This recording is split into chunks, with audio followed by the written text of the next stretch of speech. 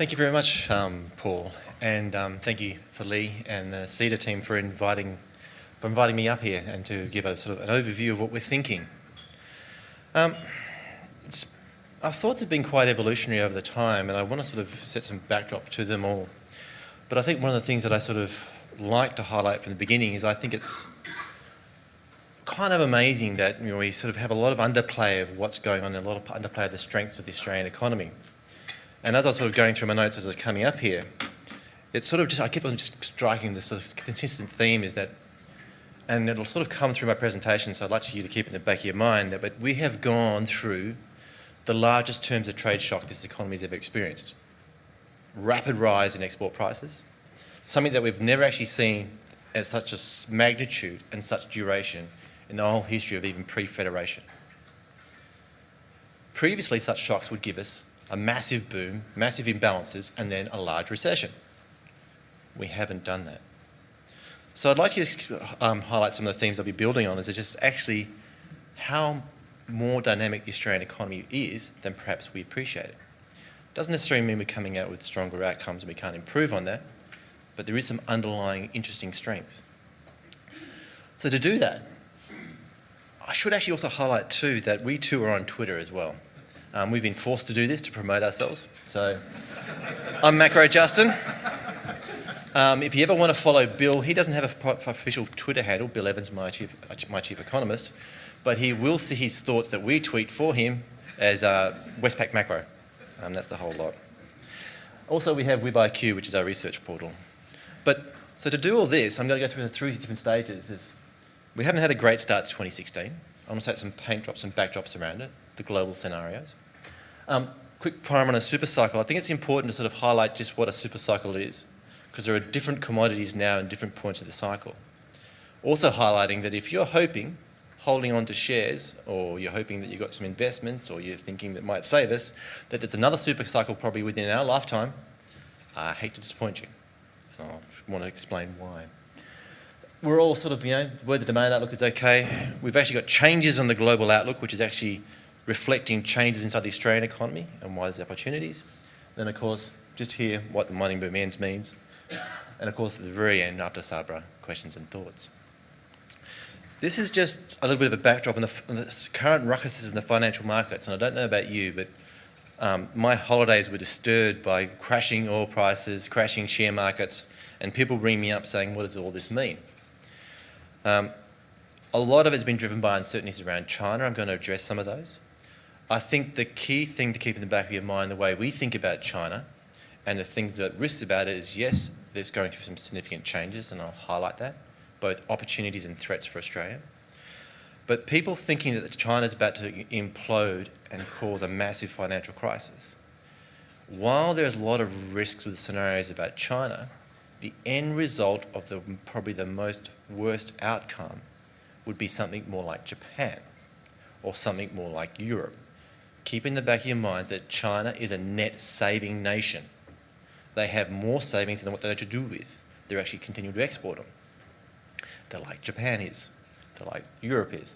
So if there is a major financial crisis, yes, it has ramifications, but it doesn't mean a whole system blows up, because China is not going to draw on the world's capital like the US did during the GFC, or people like we would have to with our own crisis.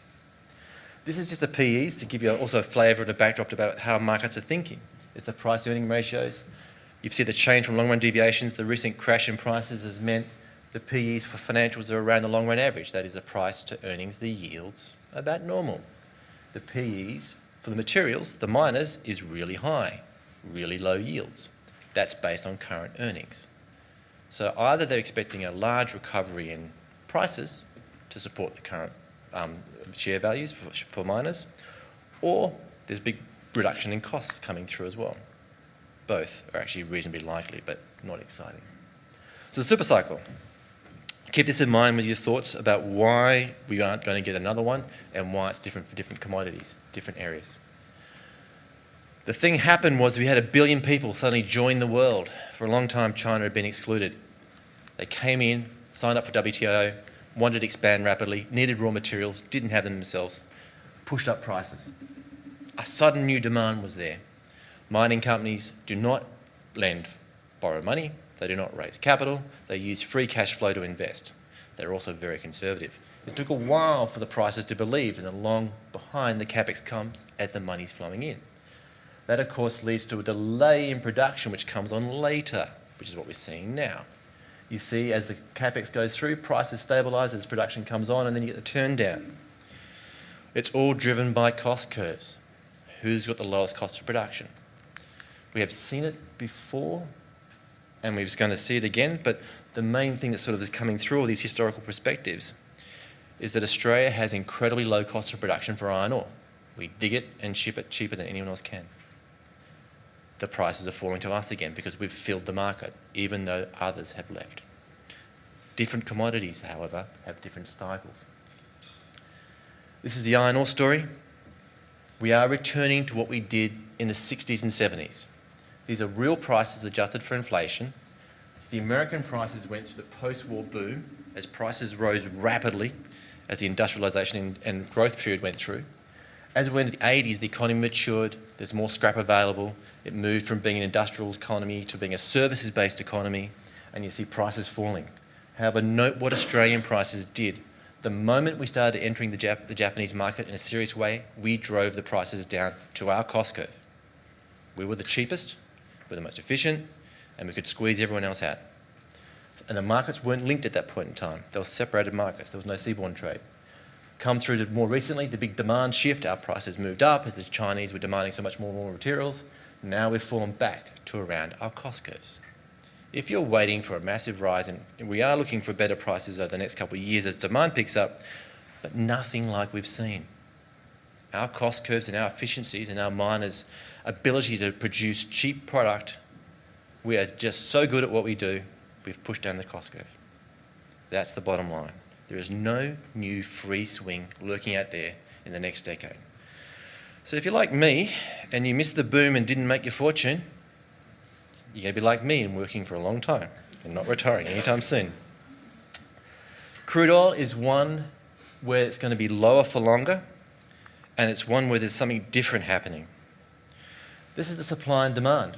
Supply has been surging ahead more recently, leading to overstock supply, prices pulling back. There's a lot of people out there getting very excited about the crashing in the drilling in America and the crashing of potential supply coming online. I'm an economist. I've learned a lesson over the 20 years of doing this job is that everyone assumes ceteris paribus. All is held equal. Oversupply, prices are low, all else equal, production will be cut, prices will recover. All else is not equal. American drillers are getting better at what they do. They're becoming more efficient. All else is not equal. Do you really expect the Saudis to go to bed with the Iranians, with the Russians, and agree to cut production to lift prices? When the Iranians feel they've been squeezed out of the market and they're only exporting 2 million barrels a day when they can export 10? The Saudis, in the middle of the biggest Cold War against their Shiite enemies, wanting to come to an agreement? Not saying that you won't get some adjustments in supply and prices won't be a little firmer later next year, but this idea that you're going to get a massive adjustment through this year is probably over-optimistic. And it brings us back to the USA and China. What of them? The USA is looking better. It's hardly exciting. They've created low-wage jobs. They're moving to a service-based industry. But they have gotten their unemployment rate down to below ours. We used to always, for the last decade, outperform them because of our mining boom. Now we're underperforming. Yes, they're not spectacular job creation. Incomes are low. There's imbalances still in the US economy. But this is what the Federal Reserve is focusing on, the recovery in jobs. It is setting the tone for further rate rises this year. Gradual. That's setting the tone in the backdrop of everything of a stronger US dollar. So keep that in mind. Softer growth demand, stronger US dollar, sets tone for a weaker Aussie and weaker commodity prices. Now, I lost my Chinese chart. Oh, well. What I really should be trying to highlight through here, and the one backdrop that I did miss, is the switching growth patterns we've got. I really would like to sit here and go, yes, this year is the worst as it gets, and we're looking at better growth through the years, driven by the recovery coming through the US. Of course, China is slowing and stabilising. What I'd like to highlight with China is we are moving from an industrialisation process to a service consumption process in their economy. It happened 2 years ago, where services and consumption now produce more share of their economy than production and exports of physical goods. They've already done that shift. It changes dynamics of resource demand. You've got an economy such as the US driving growth, services-based. China is moving away more towards services-based. India is not a heavy resource demand economy, even though it's doing better. You can see where I'm going. The exports and growth is coming through global services, tourism in particular. And that's where we can punch above our weight. We are a small economy. China and the US are large. We only have to capture a small share of Chinese service demand to actually make a meaningful share to our economy. We can be a boutique niche producer, even in manufacturing. I'm a cyclist.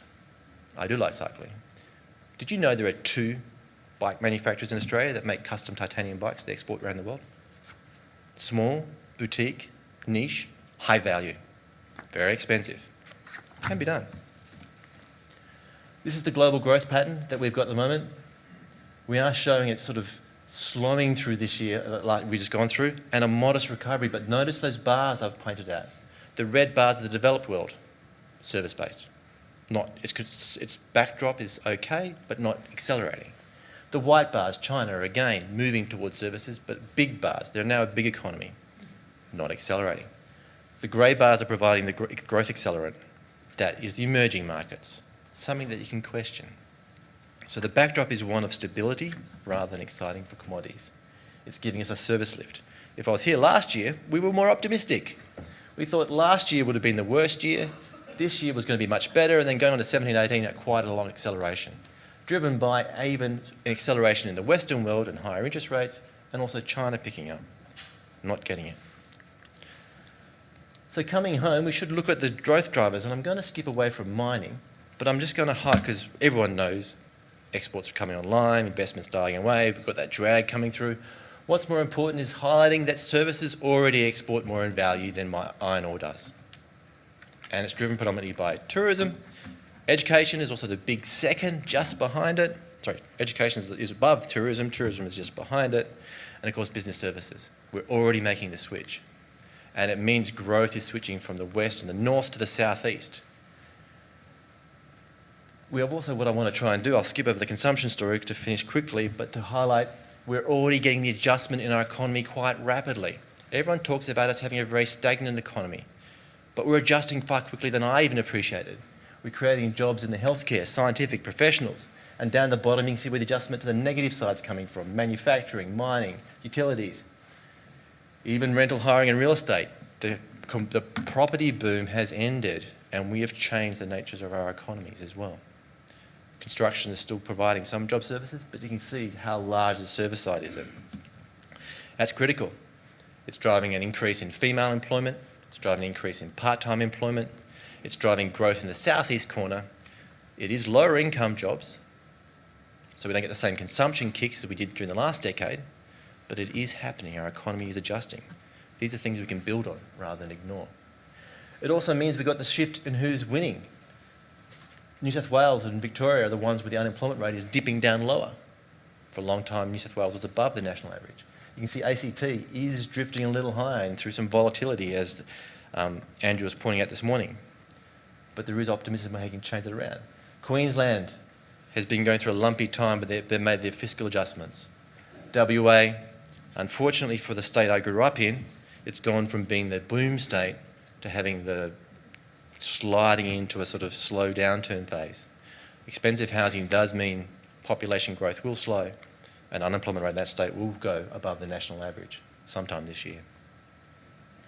And of course the housing cycle is turning. This is 6 months growth rates across the country. You see Sydney's already responding to changes in both affordability and investment rules and credit conditions. WA is already turning negative. Melbourne, which has been behind Sydney of late, is starting to just keep prices moderating, moving on. And then you see what's happening here in the ACT is matching sort of other states. So the property cycle is already losing its heat. It's no longer going to be the major growth driver. It's not going to add to consumption either. But it's not about to bust, not with a major not with some major event. And of course, with the Australian dollar, we are talking about no rate rises in that environment in this country. Of course, we will talk about no rate cuts, but there's rate hikes coming from the US. Weaker commodity prices in the near terms before a recovery later. It means a weaker Aussie. It can trade in a wide band. Currently, it's probably at the top end of that band. It's still seen as a high yielder. It's still supported. If you wanted to crash, if people are talking about the currency crashing down to the 50s, they're saying for some reason Australia goes on the nose. People don't want to hold Australian assets anymore. It can happen. Happened during the GFC. And it happened during 2000s as well, during the Asian crisis. But you need a crisis. At the moment, we're relatively high yielding. There are forecasts. Give you a flavour for what we're thinking, where the currency's heading. We're back into the 60s for the currency. RBA on hold. The swap rate's getting a little bit of upward pressure from what's going on in the US. And of course, US policy rate, we're talking about lifting rates through there to the whole period of time. Now, I might just leave it here for questions a little later. But what I really would like to make sure people really understand is that we've got the end of the super cycle. Incomes are being held back by that. The economy is adjusting quite rapidly to it. Growth is shifting to the southeast corner where the population is. So that's underpinning stable growth that we have. If you're fearful of the Australian economy sliding into recession, you've got to have a shock, either domestically driven fiscal shock or an externally driven shock. And overall, employment growth is going to remain at a level that can match population growth at least. So we've got a stable environment here for the near term. It's once you get past this near-term adjustment process that the challenges arise. How do we keep growth going once we've adjusted to the lower terms of trade? That's in about 2 years' time. Once all the work jobs have been shifted to the southeast, all the hospitality and all those industries have been created, then what? And that's where the questions need to be asked about what we're going to go forward. I have to do this. No one can read that. That is my disclaimer. It means you cannot sue me anywhere. My own personal disclaimer is that I'm an economist. I do not have a crystal ball, as been highlighted many times. What I'm trying to do is present you a structured scenario of the most likely outcome. I feel I've done my job is if someone comes up to me afterwards and says, Justin, liked your presentation, understood what you said, but I disagree with you for these reasons. That means I've done my job in broadening the debate. Thank you.